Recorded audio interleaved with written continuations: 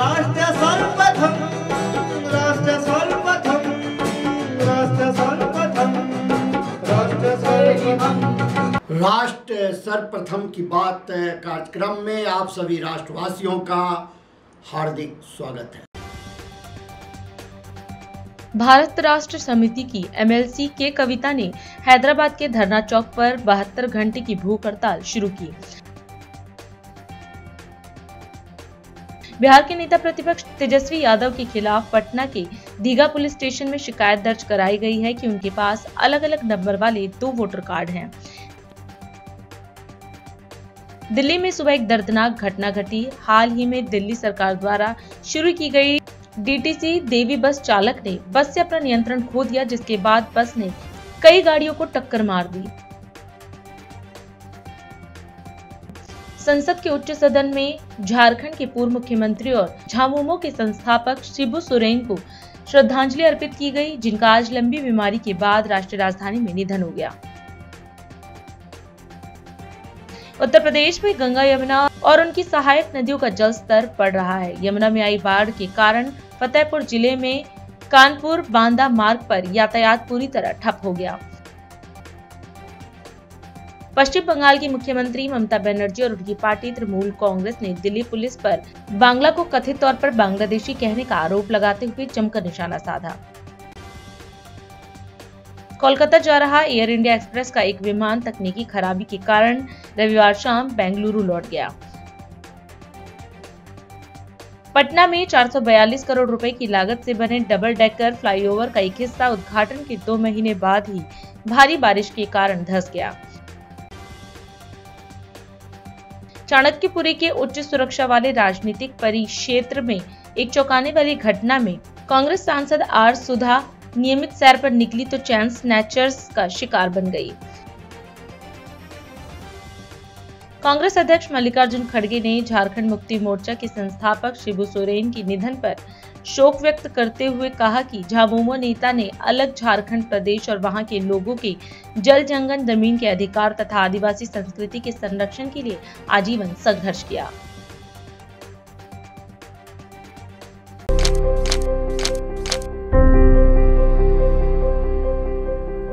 झारखंड के पूर्व मुख्यमंत्री और वरिष्ठ आदिवासी नेता शिबू सोरेन का निधन हो गया।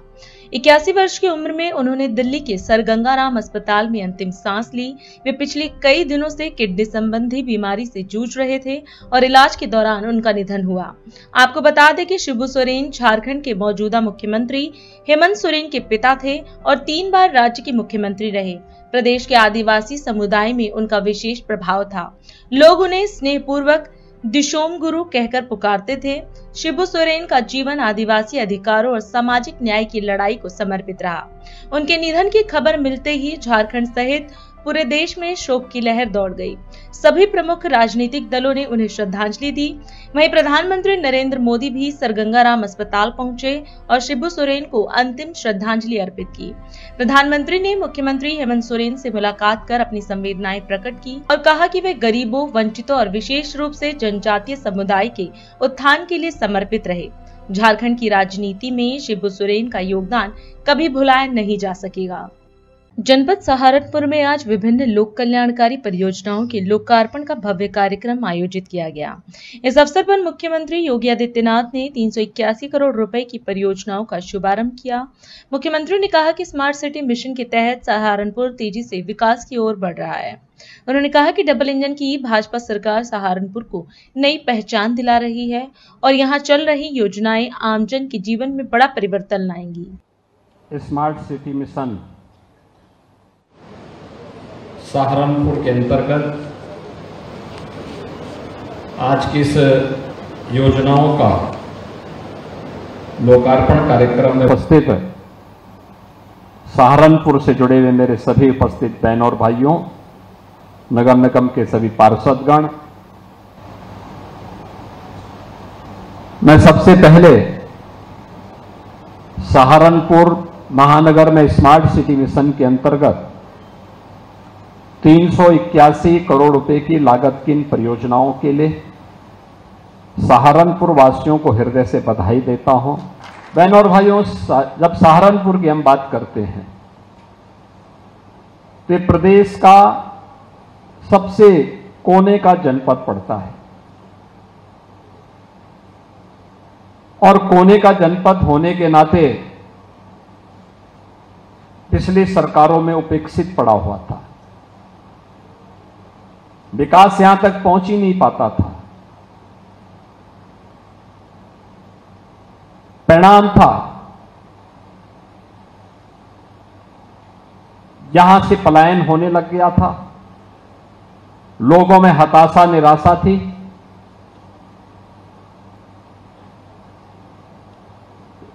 असमंजस की सी स्थिति थी। लेकिन अब डबल इंजन की भारतीय जनता पार्टी की सरकार के कारण सहारनपुर की निराशा समाप्त हुई। सहारनपुर के साथ आज दोनों सरकारें पूरी मजबूती के साथ खड़ी हुई हैं। अब यहां पर चल रही परियोजनाएं सहारनपुर को एक पहचान दिलाती है। सहारनपुर को उसकी विरासत से जोड़ा गया है। मां शाकंभरी का पावन धाम होने के साथ ही इस पूरी कमिश्नरी में किसी भी युवा की डिग्री में कोई एक नाम आएगा तो माता शाकंभरी का नाम जुड़ेगा। माता शाकंभरी विश्वविद्यालय प्रारंभ हो चुका है, भवन बन चुका है। हैंडओवर की कार्रवाई अंतिम चरणों में चल रही है और जिस दिन वो बन करके तैयार होगा तो स्वयं उसके लोकार्पण करने के लिए हम लोग फिर पधारेंगे। एक बड़ा आयोजन यहां पर सहारनपुर के युवाओं के लिए हम लोग यहां पे करेंगे। सहारनपुर से जुड़े हुए वे सभी स्थल, चाहे वह माता त्रिपुरेश्वरी बाला सुंदरी का स्थल देवबंद हो या फिर बाबा गुग्धावीर का धार्मिक स्थल गंगो, अभी हम जाहरवीर गोगा जिसे जुड़े हुए एक पावन स्थल के सुंदरीकरण के कार्य का अवलोकन करके भी आ रहे हैं। यह है विरासत के साथ जोड़ने की सरकार की प्रतिबद्धता। यह वही प्रतिबद्धता है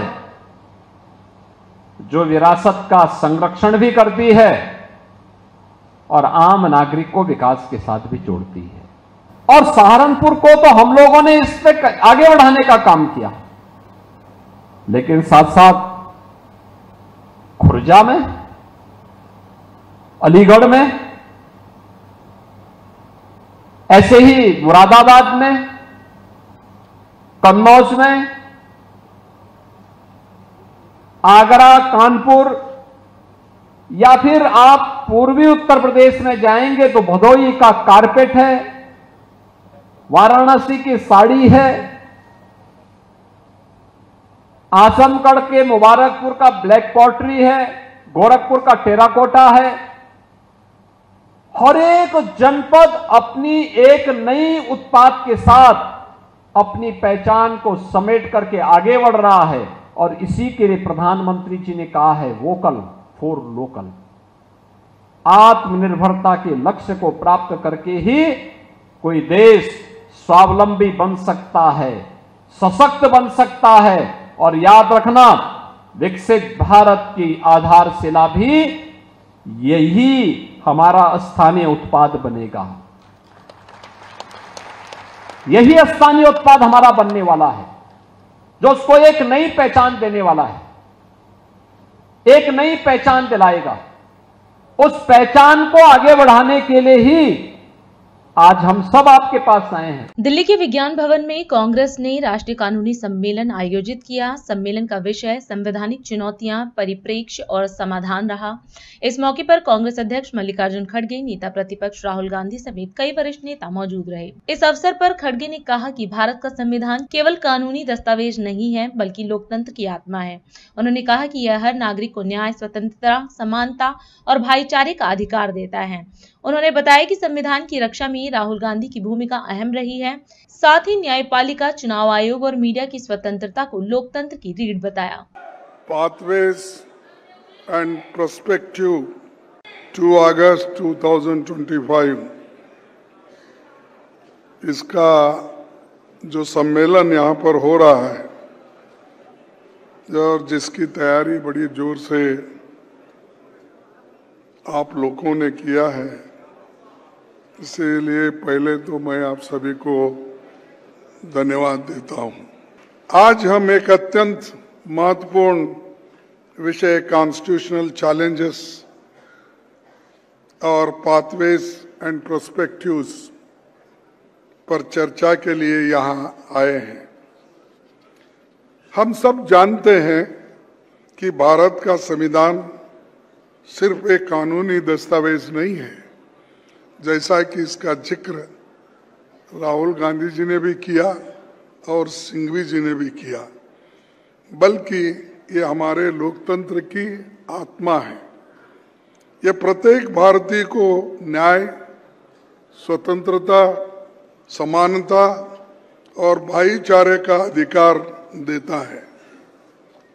लेकिन आज यही संविधान बड़े खतरे में है। सत्ता में बैठे नेता उसके मूल स्वरूप को बदलने की बात कर रहे हैं। बड़े बड़े नेताओं का इरादा है कि संविधान के प्रियम्बल से सोशलिस्ट और सेक्युलर शब्द को हटा दी जाए। इतना ही नहीं, अगर उनको लास्ट इलेक्शन में, इन्हें 2024 के चुनाव में 400 सीट मिलते तो वो निश्चित रूप से संविधान ही बदल देते थे। लेकिन ये आपकी ताकत है, इस देश की जनता की ताकत है और करोड़ों जो मतदार है, वोटर्स है, उन्होंने दिशा बदल दी।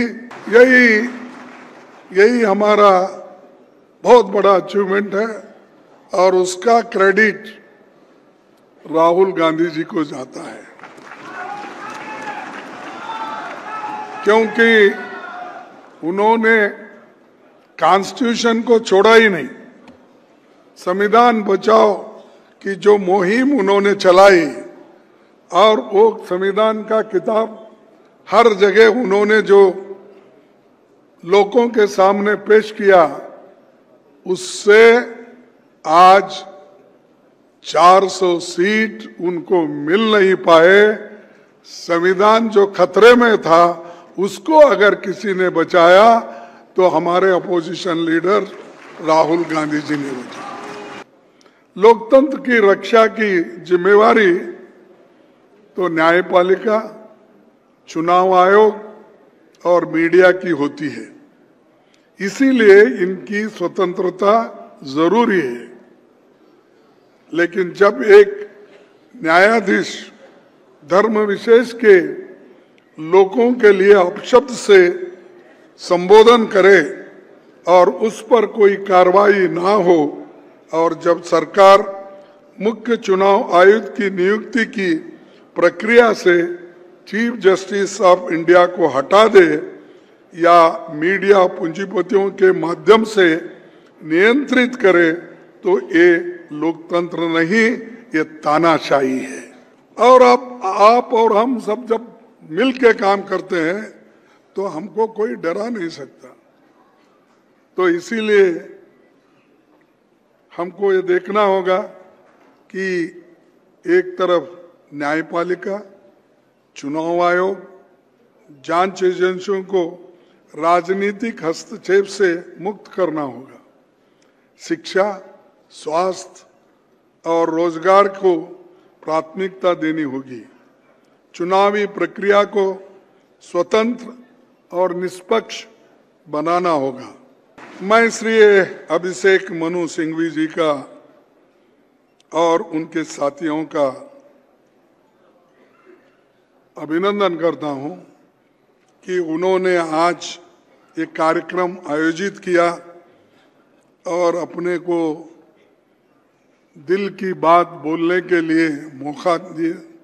पंचकुला में मुख्यमंत्री ग्रामीण आवास योजना 2.0 और मुख्यमंत्री शहरी आवास योजना के तहत प्रमाण पत्र वितरण कार्यक्रम आयोजित किया गया। इस मौके पर मुख्यमंत्री नायाब सैनी कार्यक्रम में मौजूद रहे और कहा कि यह आयोजन जरूरतमंद परिवारों को अपना घर दिलाने के संकल्प को पूरा करने की दिशा में एक अहम कदम है।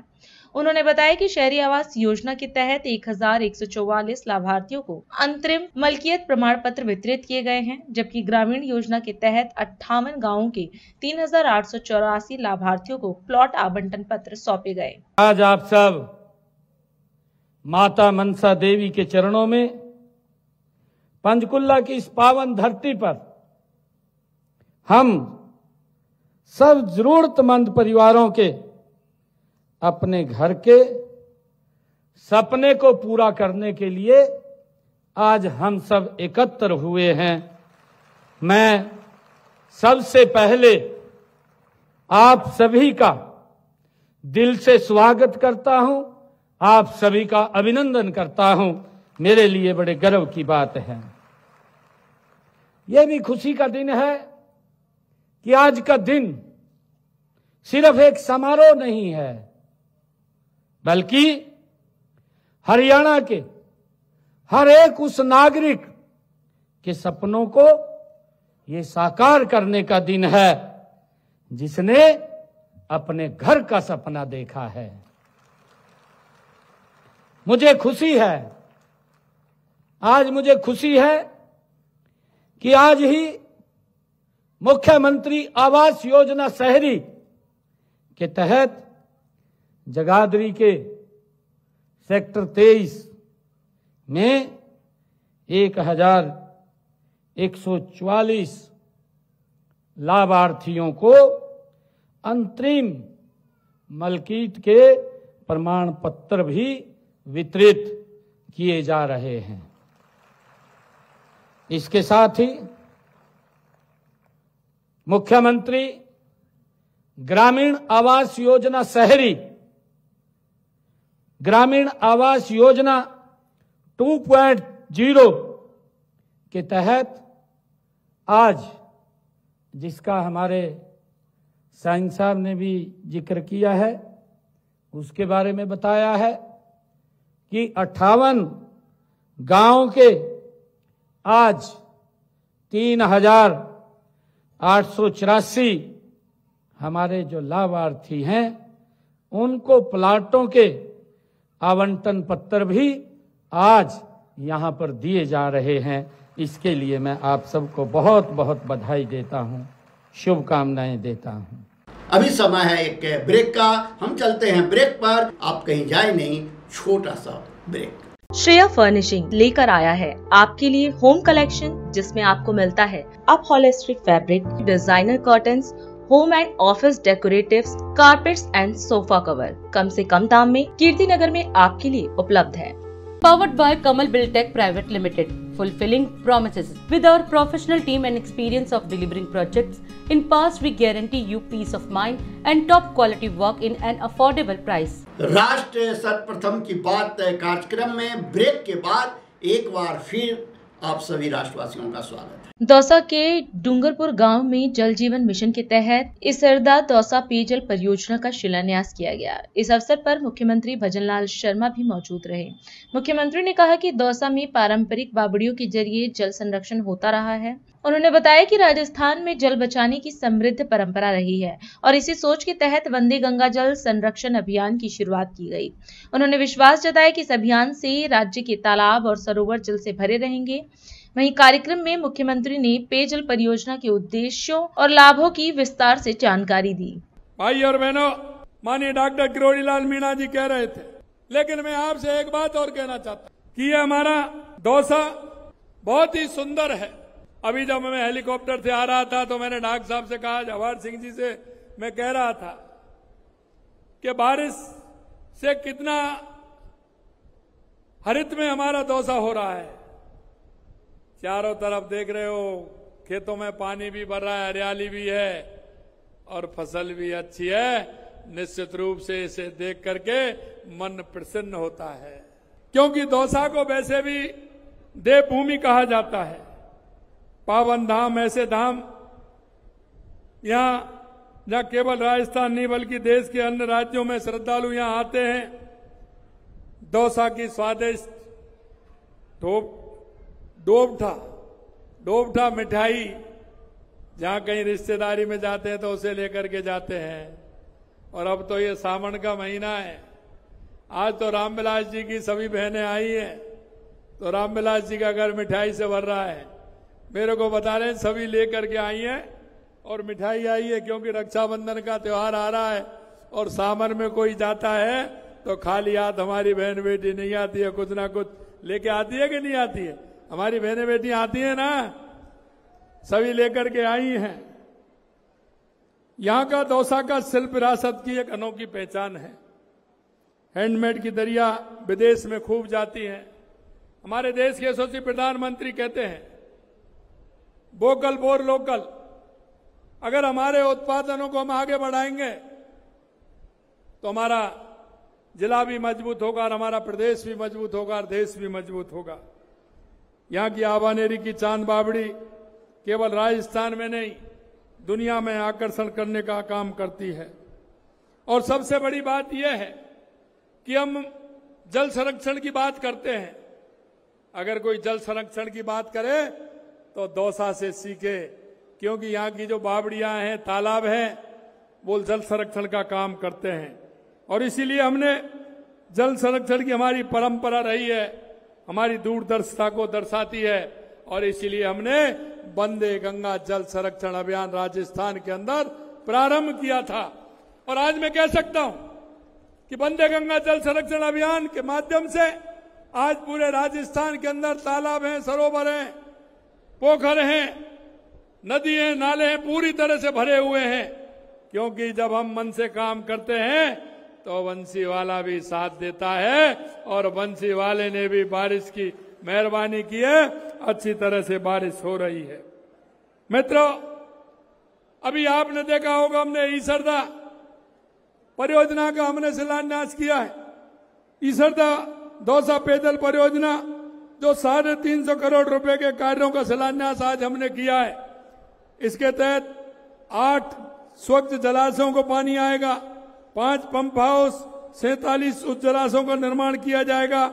इस पैकेज में 280 किलोमीटर की राइजिंग मुख्य पाइपलाइन, 200 किलोमीटर से अधिक मुख्य पाइपलाइन एवं 1360 किलोमीटर की बीडीएस पाइपलाइन बिछाई जाएगी। इसमें दौसा और लालसोट के लिए लगातार काम इसमें हो रहा है। इन कार्यों को 2027 में पूर्ण करने तक का लक्ष्य लिया है। आने वाले समय में उसका पानी आपको मिलेगा। इन कार्यों में 302 गांवों को लगभग 5,58,000 आबादी, लालसोट की करीब 69,000 आबादी को स्वच्छ पेयजल उपलब्ध कराया जाएगा। आज लालसोट विधानसभा में 120 करोड़ से अधिक के अन्य विकास कार्य स्वीकृत किए गए हैं। प्रदेश में महादेव की कृपा से अच्छी बारिश हो रही है।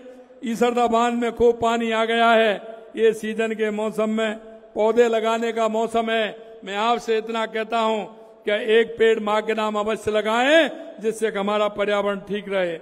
इसके तहत 5 साल में 50 करोड़ पौधे लगाने का लक्ष्य लिया है। पिछली साल हमने 7 करोड़ पौधे लगाने का लक्ष्य था, हमने 7.5 करोड़ पौधे लगाए थे और अब की बार 10 करोड़ पौधे लगाने का लक्ष्य हमारा है। हमारा लक्ष्य अभी 7 करोड़ पौधे हम लगवा चुके हैं। आगे आने वाले समय में इस लक्ष्य को पूरा भी हम करेंगे। दिल्ली में प्राइवेट स्कूलों की मनमानी फीस पर लगाम लगाने के लिए दिल्ली कैबिनेट ने 29 अप्रैल को अहम फैसला लिया था। इसे लागू करने के लिए रेखा गुप्ता विधानसभा में विधेयक पेश करेंगी। इस पर आम आदमी पार्टी की वरिष्ठ नेता आतिशी ने कड़ी प्रतिक्रिया दी है। प्रेस वार्ता में उन्होंने सरकार के स्कूल फीस बिल को फर्जी करार देते हुए कहा कि यह बिल अभिभावकों की राय और पारदर्शिता के बिना लाया गया है। उन्होंने आरोप लगाया कि Delhi school education transparency in fixation and regulation of fees 2025 bill निजी स्कूलों की फीस बढ़ाने का रास्ता साफ करेगा। मॉनसून सत्र शुरू हो रहा है। इस मॉनसून सत्र में भारतीय जनता पार्टी की दिल्ली सरकार एक प्राइवेट स्कूल फी बिल के नाम पर फर्जीवाड़ा लेकर आ रही है।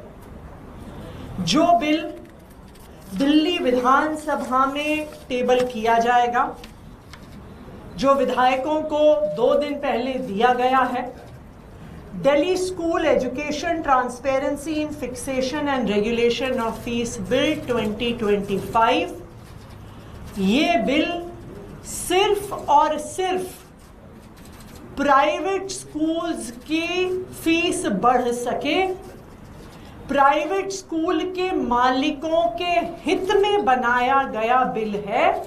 ये बिल अप्रैल के महीने में कैबिनेट में पास हुआ। अप्रैल में कहा गया कि स्पेशल सेशन होगा और स्पेशल सेशन में बिल टेबल किया जाएगा। अप्रैल में कोई सेशन नहीं हुआ। मई में इस बिल को टेबल करने के लिए एक स्पेशल सेशन बुलाया गया, लेकिन आखिरी दिन पर कैंसिल कर दिया गया। उसके बाद जून में कहा गया कि इस बिल को हम अध्यादेश के माध्यम से लेकर आ रहे हैं। अध्यादेश कैबिनेट में पास हो गया है, अध्यादेश केंद्र सरकार को भेजा जा रहा है और किसी भी दिन कानून बन जाएगा। अध्यादेश भी गायब हो गया। अब जुलाई में फिर कहा गया कि अब सेशन होगा और सेशन में बिल पेश होगा। ये 4 महीने बीत गए और अब जब ये बिल पेश भी किया गया है तो ये बिल 100% फर्जीवाड़ा है।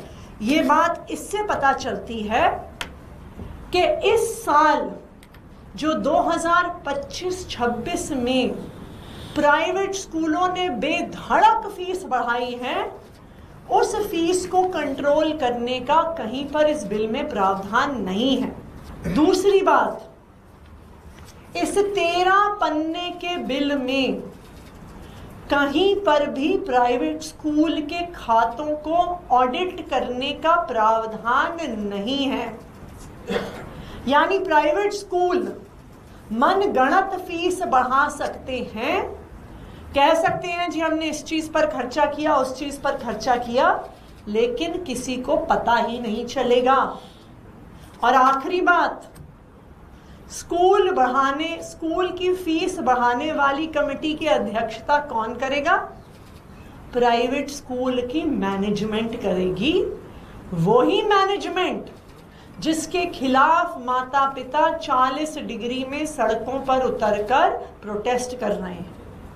तो ये बिल्कुल साफ है कि ये बिल सिर्फ और सिर्फ प्राइवेट स्कूल के मालिकों को बचाने के लिए लाया जा रहा है। आम आदमी पार्टी विधानसभा के सत्र में, सड़क पर और चाहे कोर्ट जाने की जरूरत पड़े, हम इस बिल का पुरजोर विरोध करेंगे। जिस तरीके से ये बिल बिना किसी ट्रांसपेरेंसी के, बिना किसी कंसल्टेशन के लाया गया है, उसका विरोध करेंगे।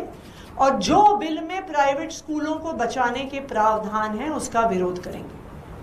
हमारी 2 क्लियर कट मांग हैं जो हम दिल्ली विधानसभा में भी रखेंगे। सबसे पहली मांग कि जो ये बिल है, इसको विधानसभा की एक सिलेक्ट कमेटी में भेजा जाए। वो सिलेक्ट कमेटी माता पिता से, स्कूलों से, एक्टिविस्ट से, शिक्षकों से रायशुमारी करे, उनका फीडबैक मांगे। तो सबसे पहले हमारी मांग है कि ये बिल सिलेक्ट कमेटी में भेजा जाए, रायशुमारी हो और उस रायशुमारी के आधार पर बिल को फाइनल किया जाए। हमारी दूसरी मांग है कि जब तक बिल फाइनल नहीं होता तो सब स्कूलों पर ये नियम लागू किया जाए कि 2024-25 के लेवल पर सारी फीस को फ्रीज किया जाए। यानी जितनी फीस पिछले साल स्कूल ले रहे थे 2024-25 में, उससे ज्यादा फीस बढ़ाने का अधिकार किसी भी स्कूल को नहीं होना चाहिए। और अधिक खबरों के लिए आप हमारे YouTube चैनल दैनिक इंडिया दर्पण को अभी सब्सक्राइब करें और नोटिफिकेशन के लिए बेल आइकन को प्रेस करना ना भूलें।